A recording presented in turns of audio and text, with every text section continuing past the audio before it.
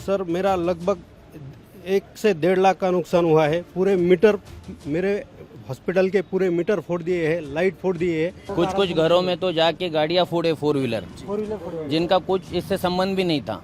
कल परभनी में जिस तरह से आगजनी की घटना को अंजाम दिया गया, उसकी तस्वीरें अभी भी यहाँ पर ताज़ा हैं। अभी भी यहाँ पर उसका असर देखने को मिल रहा है। हालांकि मार्केट धीरे धीरे खुल रहा है, लेकिन अगर आप इस वक्त परभनी के इस पूरे इलाके को देखें, जिस जिलाधिकारी कार्यालय के सामने ये पूरा का पूरा ऐसा कहा जा रहा है कि बाबा साहेब आम्बेडकर के संविधान का अपमान हुआ, उसके ठीक आगे वाले रास्ते पर हम आगे की तरफ अगर बढ़ें तो आपको एक तरफ तो नज़र आएगा कि सड़कों पर कल जिस तरह से टायर जलाए गए थे, उसके निशान आपको अभी भी यहाँ पर देखने को मिलेंगे। कई गाड़ियाँ, कई जो अलग अलग लोगों के वाहन हैं, उन्हें भी यहाँ जलाया गया था, जिसका असर यहाँ देखने को मिला है। हालांकि महानगर पालिका ने कल इन सभी जली हुई चीज़ों को हटा दिया है। उसके बाद भी अगर आप देखें तो यहाँ पर जो सबसे बड़ी बात है, महत्वपूर्ण बात है कि जितने भी आप यहाँ पर दुकानें देखेंगे, उन सभी दुकानें के पोस्टर्स, बैनर्स, उन सभी को बड़ी ही बुरी तरह से तोड़ा गया है। वहीं दूसरी तरफ आपको एक बैंक नज़र आएगा, बैंक के ठीक ऊपर कुछ लोगों का घर है। अगर आप उसे देखें तो आपको नज़र आएगा कि जिस तरह से पत्थरबाजी हुई, उसके बाद उस सभी शीशे टूटे हुए हैं। और आगे अगर इस रास्ते पर जाएं आप तो लगभग इसी प्रकार की तस्वीरें हमें देखने को मिल रही हैं। यहाँ जिन लोगों की दुकानें थी, वो लोग इस वक्त यहाँ पर आए हुए हैं। कितना नुकसान हुआ है उसका आकलन कर रहे हैं, ये जानने की कोशिश कर रहे हैं कि असल में नुकसान हुआ कितना है। अब हमारे साथ यहाँ बहुत सारे लोग हैं जो यहाँ पर अपने अलग अलग दुकान ओन करते हैं, उनकी अपनी अपनी दुकानें हैं। यहाँ एक डॉक्टर की भी दुकान है, वो भी यहाँ पर हमारे साथ मौजूद हैं। आप देखिए कि जिस तरह से, जी, यहाँ पर एक हॉस्पिटल भी है, वहाँ पर भी जिस तरह से कल तोड़ फोड़ हुई, उसके बाद लोग आज अपनी दुकानों में किस तरह से कितना नुकसान हुआ है उसका आकलन करने के लिए पहुंचे हैं। और ऐसे में एक तरफ तो पुलिस बंदोबस्त देखने को मिल रहा है, वहीं दूसरी तरफ फिलहाल यहाँ पर लाइट की जो बड़ी समस्या निकलकर सामने आई है कि यहाँ पर जितने भी मीटर बॉक्स हैं, सभी को बड़ी ही बुरी तरह से तोड़ दिया गया है। तो इस वक्त कब तक ये पूरी लाइन स्टैब्लिश होगी, वो देखना भी महत्वपूर्ण होगा। हमारे साथ कुछ लोग हैं, उनसे बात करते हैं। सर, नाम बताएं अपना। सर मेरा नाम डॉक्टर भागवत कदम है। कितना नुकसान हुआ है सर? सर मेरा लगभग 1 से 1.5 लाख का नुकसान हुआ है। पूरे मीटर मेरे हॉस्पिटल के पूरे मीटर फोड़ दिए हैं, लाइट फोड़ दिए है। और जो है मेरे आजू बाजू को छोटे छोटे व्यापारी है, पान टपरीज है, उनको पूरा बुरी तरह से नुकसान तोड़ फोड़ के कर दिया है। सर मैं ये गवर्नमेंट को, महाराष्ट्र गवर्नमेंट और ये जो जिन लोगों ने किया है, उनसे पूछना चाहता हूँ कि ये हमारा गुनाह क्या है इसमें। ये जो व्यापारी है, जो उनका पेट चल भरता है, इसमें फर्स्ट हमारा गुनाह क्या है, ये किस चीज़ के बेसिस पर आपने इतनी ये तोड़फोड़ की है।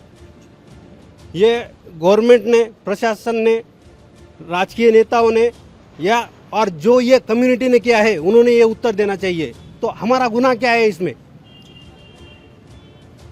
सर, आपकी भी दुकान है यहाँ पर? हाँ, कौन सी? मेरा जेरोक्स शॉप है, पारस जेरोक्स करके पीछे बाबा साहब इसके आम्बेडकर पूरे बैनर कटे हुए हैं। बैनर कटे हुए हैं।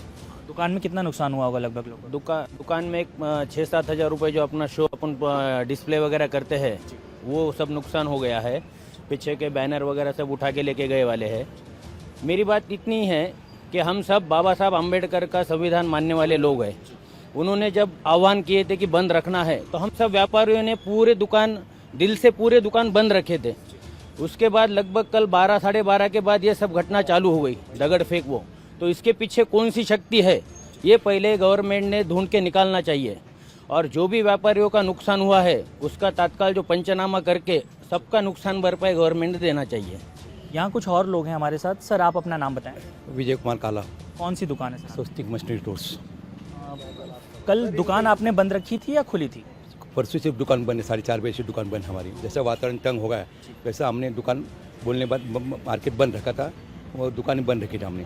दुकान बंद थी। आज को मानते हैं, घटने के शिल्पकार है, संविधान को मानते हम, और उनको हम सपोर्ट बन किया। हम मार्केट दुकान जब बंद नहीं करते थे, तो फिर उन्होंने हमारे ऊपर कुछ जाल पोज करते थे, कुछ करते थे, नुकसान, दुकान का नुकसान करते, हम मानते थे। लेकिन हम उनको सपोर्ट किया, सब करा, शांति से सब काम चला था। मेरे यहाँ पे पाइप थे, पूरे पाइप के बंडल थे।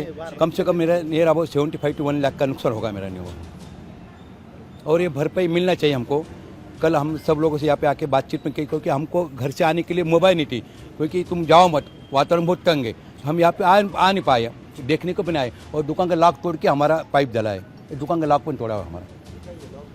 हाँ, लॉक तोड़ा हमारा, एक लॉक तोड़ा, फर्शी से लॉक पूरा तोड़ा है।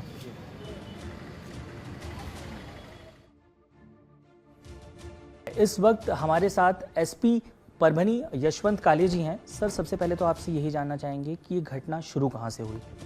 परसों 10 तारीख को शाम के 4:30 पौने 5 बजे के दरमियान जो कलेक्टर ऑफिस के सामने जो डॉक्टर बाबा साहेब आम्बेडकर साहब का जो स्टैचू है उसके सामने एक प्रतीकात्मक प्रेम्बल है, तो एक आदमी ने उसको उठा के नीचे गिराया। तो वहाँ के कुछ पब्लिक थे और हमारा पुलिस ने तुरंत वहाँ पहुँच के उस आदमी को कस्टडी में लिया और वो उसके हिसाब से हमने ऑफेंस भी रजिस्टर किया और जो एक्ट है एट्रोसिटी एक्ट और उसके हिसाब से हमने उसके ऊपर ऑफेंस भी रजिस्टर कर दिया और उसको हमने अरेस्ट भी किया था।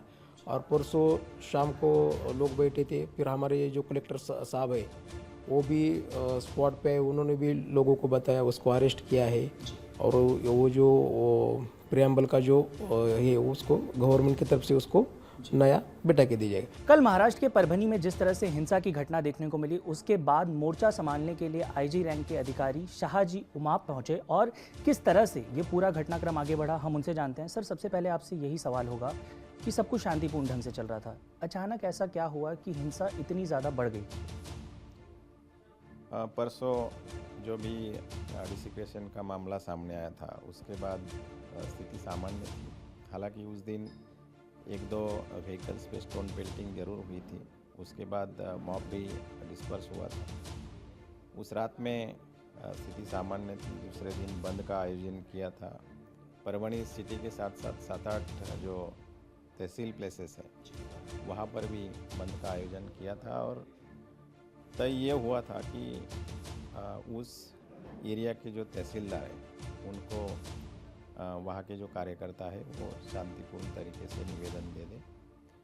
सिटी के अंदर एक पीस कमेटी मीटिंग भी हुई थी, उसमें सब ये जो कार्यकर्ता है उनको निमंत्रित किया था, उनके साथ चर्चा भी हुई थी और दूसरे दिन शांतिपूर्ण तरीके से जिलाधिकारी कार्यालय पे जाके उनको जिलाधिकारी इनको निवेदन सौंपाना था।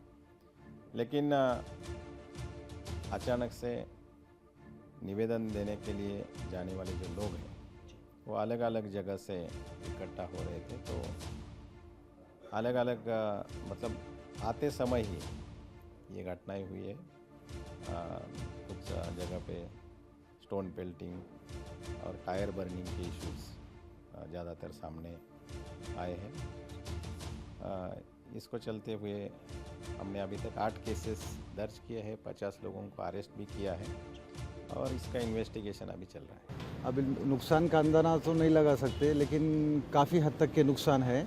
लेकिन सभी व्यापारी बंधुओं जो लोगों का नुकसान हुआ है उनका सबकी एक ही अपील है कि सब लोगों ने इतना सपोर्ट करने के बावजूद भी ये लोगों ने इतना नुकसान क्यों किया, पहली बात तो।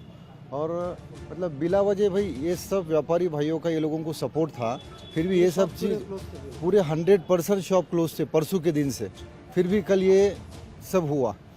संविधान सबके लिए है, सब लोग इसका आदर करते हैं।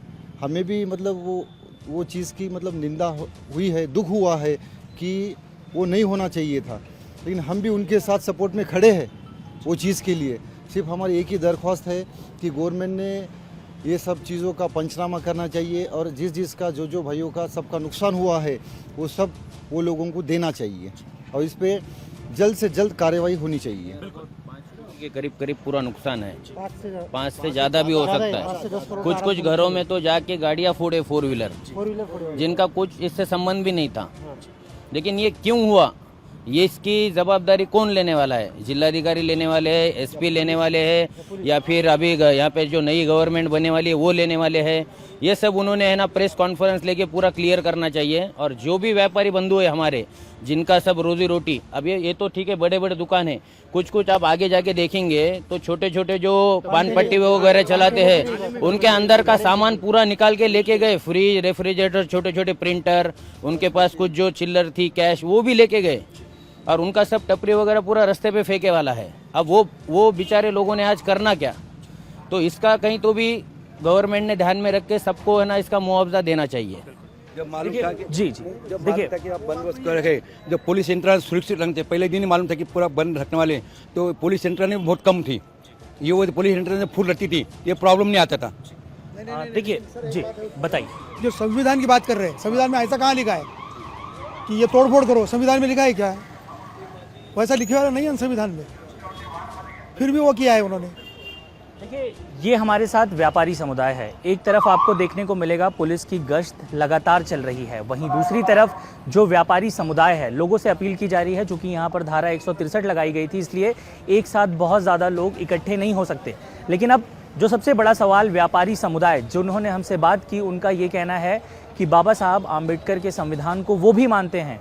जो भी बंद का आह्वान किया गया था, उस बंद का पालन इस पूरे व्यापारी समुदाय की तरफ से किया गया था, लेकिन उसके बावजूद तोड़फोड़ की घटनाएं हुई, उसके बावजूद छोटी दुकानें लूटी गईं। इसका जिम्मेदार कौन है? सभी लोग यहाँ पर एक साथ अब आए हुए हैं। व्यापारी समुदाय ये सवाल उठा रहा है कि जब उन्होंने बंद का पूरी तरह से पालन किया तो इस तरह का तोड़फोड़ मचाकर किसी भी व्यक्ति को क्या फ़ायदा हुआ, और अगर इसमें किसी राजनीतिक व्यक्ति के शामिल होने की बात है तो उस पर भी प्रशासन को कार्रवाई करनी चाहिए। कैमरामैन सागर खाड़े के साथ साकेत राय, इंडिया टीवी, परभनी। कल परभनी में हुई हिंसा के बाद अब पुलिस बंदोबस्त बहुत ही तेजी के साथ परभनी के अलग अलग हिस्सों में तैनात किया जा रहा है। इस बात की समीक्षा की जा रही है कि किसी भी प्रकार से लॉ एंड ऑर्डर की समस्या उत्पन्न न हो। हम इस वक्त मौजूद हैं परभनी एसपी कार्यालय के ठीक बाहर। अगर आप देखें तो इस वक्त शहर में कहाँ किस प्रकार से पुलिस डिप्लॉयमेंट लगाना है उसे निर्धारित किया जा रहा है। अब से थोड़ी देर में पुलिस रूट मार्च भी होने वाला है, जिससे अलग अलग उन सभी इलाकों में जाया जाएगा जहाँ पर कल आगजनी की घटना हुई, जहाँ पर इस तरह की घटना को अंजाम दिया गया। उसके बाद अब पुलिस इस बात की समीक्षा कर रही है कि कहीं भी लॉ एंड ऑर्डर की समस्या उत्पन्न न हो, और यही कारण है कि आप देखिए पुलिस बंदोबस्त अब धीरे धीरे पूरे शहर में आपको देखने को मिलेगा। फिलहाल जिस तरह से कल की घटना हुई उसके बाद पुलिस प्रशासन कहीं ना कहीं अब अपने आप को इस तरह की घटना के लिए तैयार कर रहा है, इस बात के लिए तैयार कर रहा है कि अगर कहीं भी कोई भी इस तरह की घटना को अंजाम देने की दोबारा कोशिश करता है तो उसे तुरंत हिरासत में लिया जाए, और इसीलिए पुलिस प्रशासन लगातार इस मामले में जांच कर रही है। कैमरा पर्सन सागर खाड़े के साथ साकेत राय, इंडिया टीवी, परभनी।